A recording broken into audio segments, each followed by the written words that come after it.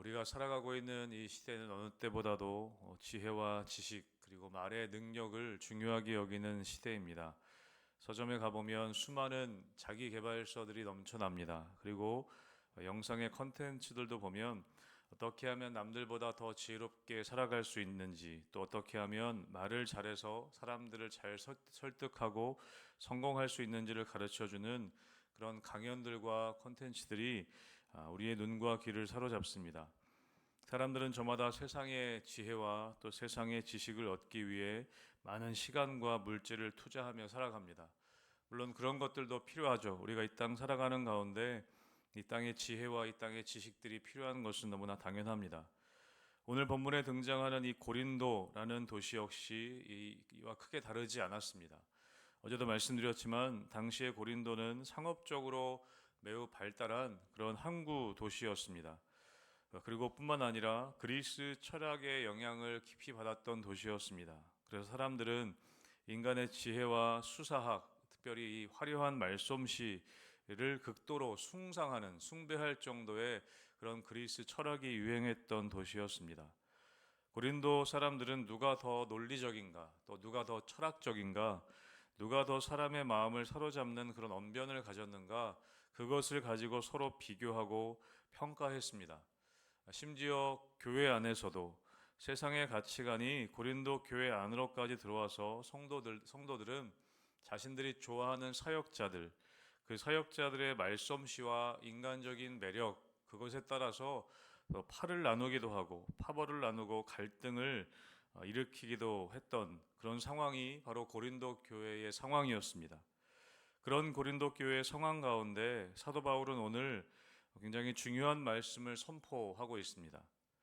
화려한 스펙과 뛰어난 말솜씨가 지배하고 있었던 그 도시에서 바울은 세상의 지혜가 아닌 하나님의 지혜, 오직 십자가의 복음만이 하나님의 참된 지혜다라고 그렇게 오늘 선언하고 있다는 것입니다.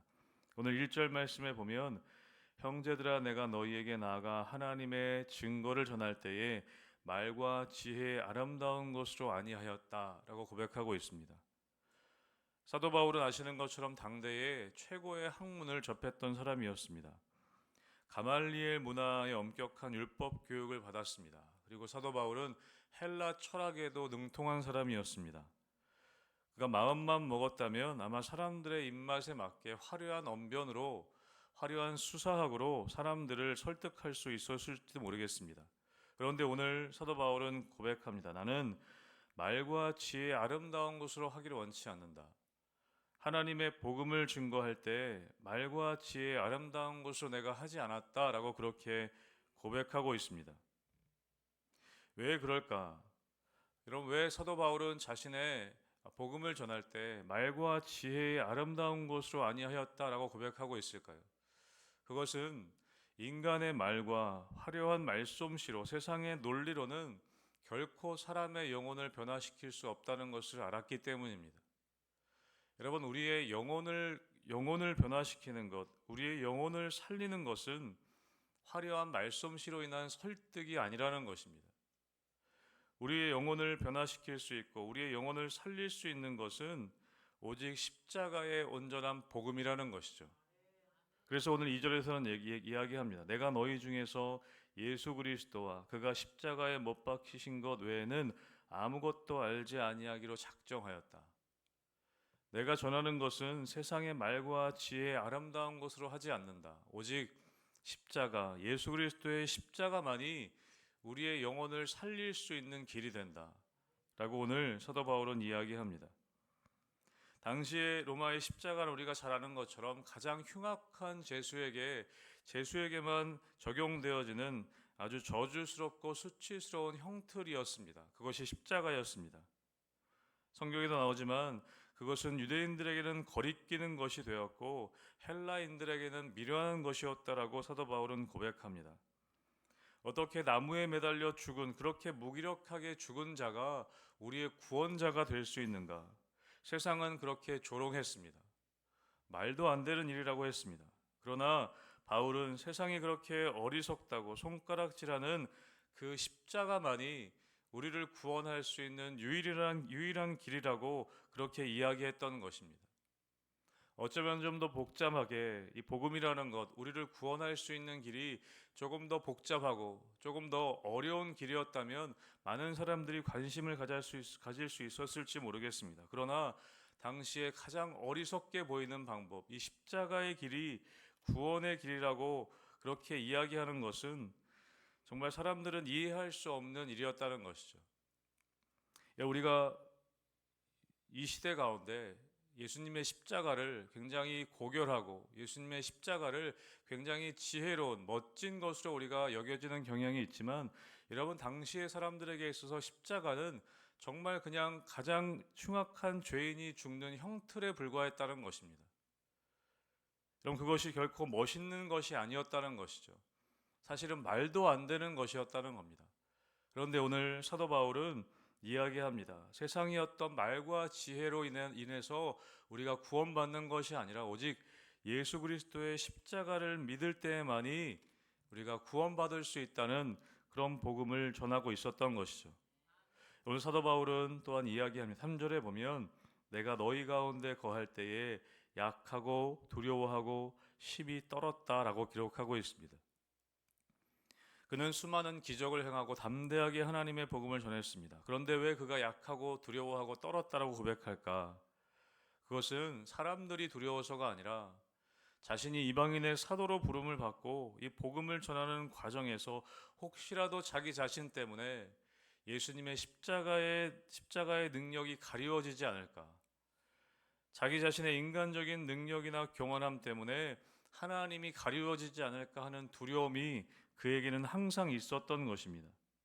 그래서 오늘 뭐라고 얘기하고 있는가? 4절과 5절에 이렇게 고백합니다. 그럼 4절과 5절 말씀은 같이 한번 우리 읽어보겠습니다. 4절과 5절입니다. 시작. 내 말과 내 전도함이 설득력 있는 지혜의 말로 하지 아니하고 다만 성령의 나타나심과 능력으로 하여 너희 믿음이 사람의 지혜에 있지 아니하고 다만 하나님의 능력에 있게 하려 하였노라. 아멘. 사도 바울은 이야기합니다. 계속 반복되는 것 같지만 내 말과 내 전도함이 설득력 있는 지혜의 말로 하지 아니하고 다만 성령의 나타나심과 능력으로 하였다. 사도 바울은 철저하게 자신의 힘을 뺐습니다. 그는 아까 말씀드렸던 것처럼 세상의 지혜를 가졌던 사람이지만 복음을 전할 때만큼은 그는 세상의 지혜를 빼고 오직 십자가의 복음만을 전한다라고 그렇게 전했다라고 고백합니다. 철저하게 자기 자신의 힘을 뺐습니다. 여러분, 우리가 수영할 때 선생님이 가장 먼저 말씀하시는 게 힘 빼라고 하는 거죠. 수영할 때 힘 주면 뜨지 않기 때문에 가장 먼저 힘 빼라고 합니다. 힘 빼라고. 이런 복음도 마찬가지지 않겠습니까? 우리의 삶에서 신앙이라는 것도 하나님의 능력이 역사하기 위해서는 우리의 자아와 내 생각의 힘을 빼야 하는 것입니다.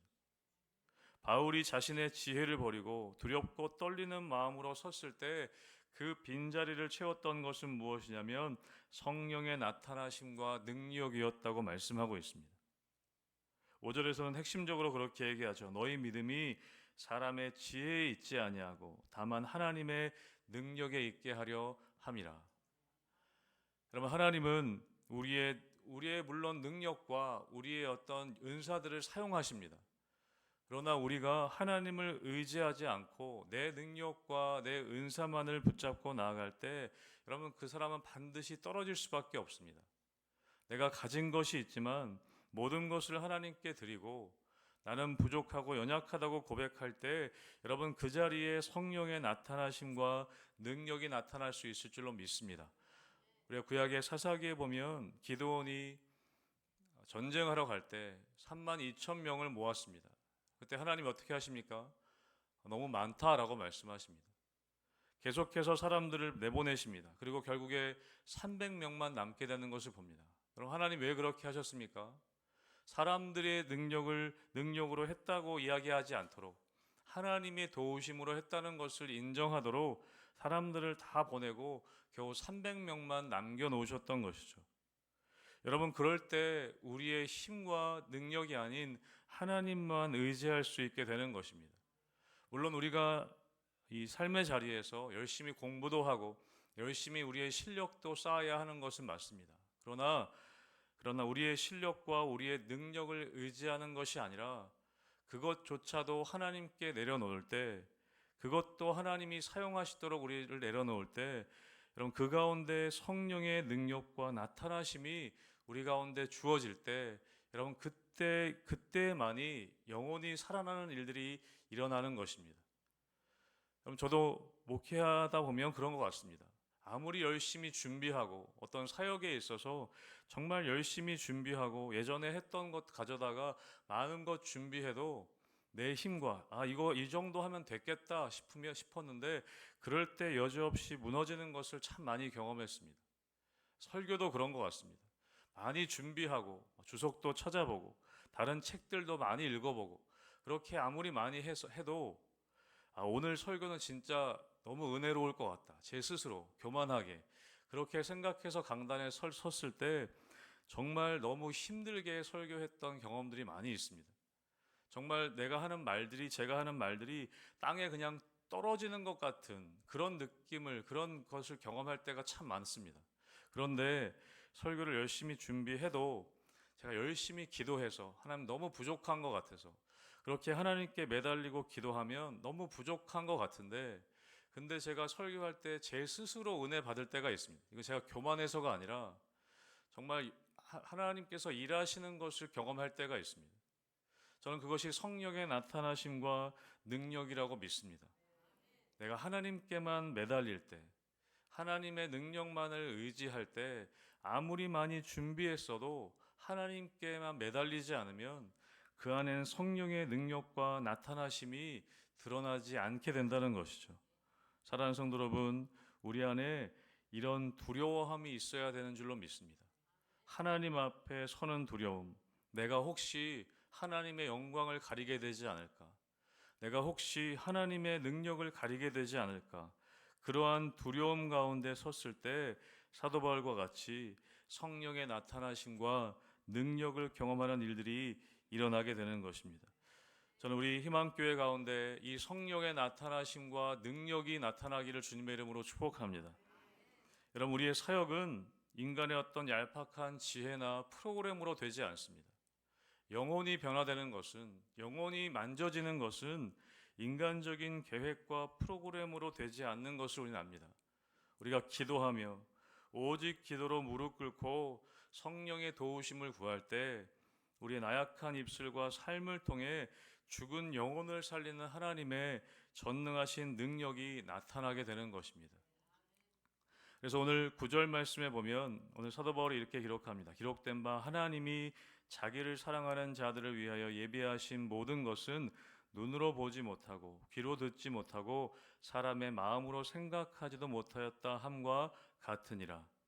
하나님이 예비하신 것은 인간적인 눈으로 봐서는 보이지 않고 인간적인 귀로 들어서는 들리지도 않고 사람의 마음으로 생각하지 못하는 것이다. 여러분 신학적인 용어로 보면 성령의 조명하심이라는 말이 있습니다.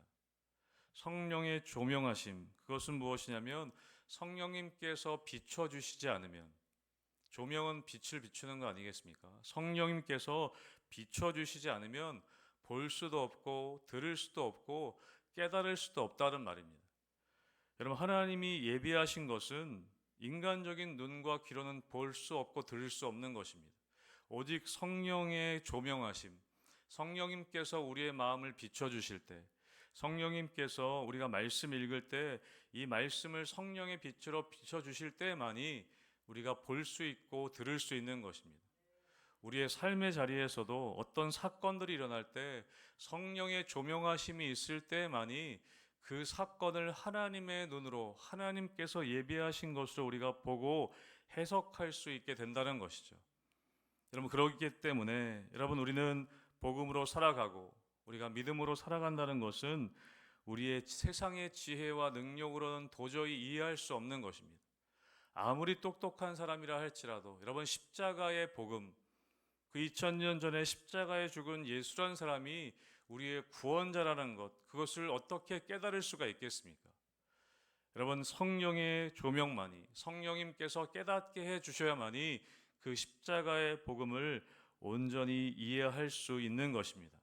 사랑하는 성도 여러분, 여러분의 삶의 자리 가운데 늘 성령 충만하시기를 주님의 이름으로 축복합니다.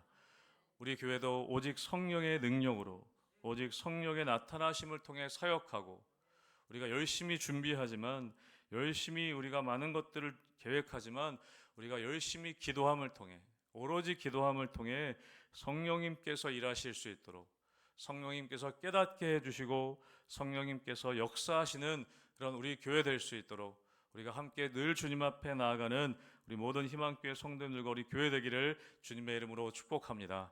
아멘.